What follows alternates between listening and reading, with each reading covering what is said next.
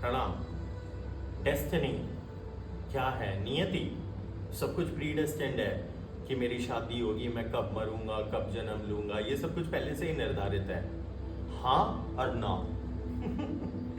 हाँ और ना। अब ये समझने के लिए आपको आध्यात्मिक स्तर पे आना होगा।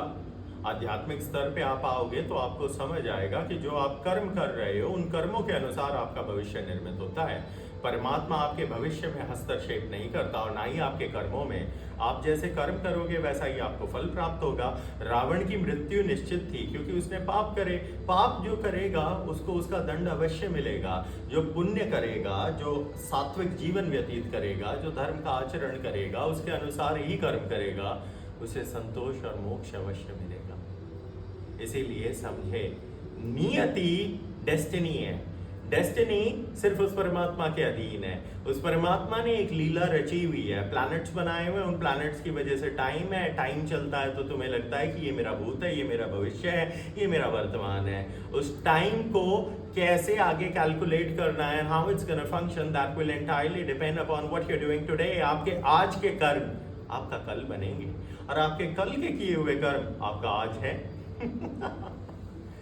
तो नियति आपके हाथों में है। कैसे?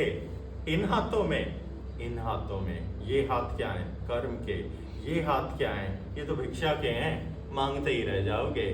हर एक मंदिर के बाहर खड़े होके तुम कुछ ना कुछ मांगोगे, पूरा हो गया तो तू अगली बार जाके थोड़ा दूध ज्यादा चढ़ा देगा, और नहीं पूरा हुआ तो तू गाली बोलेगा, गाली देगा, अपशब्दों का प्रयोग करेगा और कहेगा इस काले पत्थर की तो मैं पूजा नहीं करूंगा।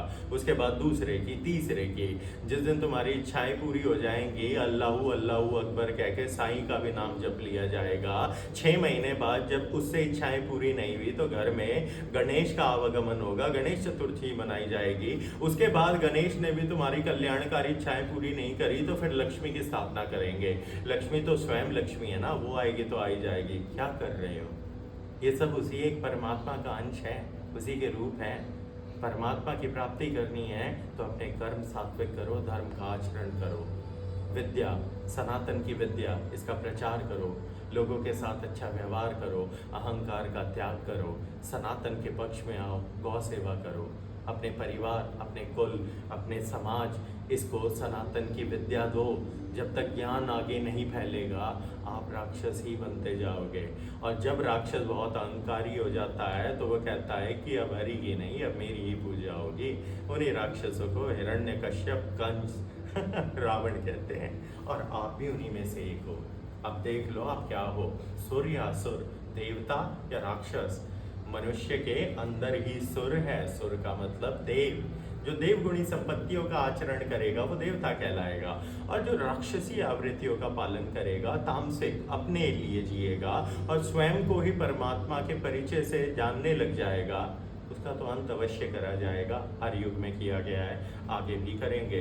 तो आप ध्यान रखें, आप सुर हैं या असुर। प्रणाम।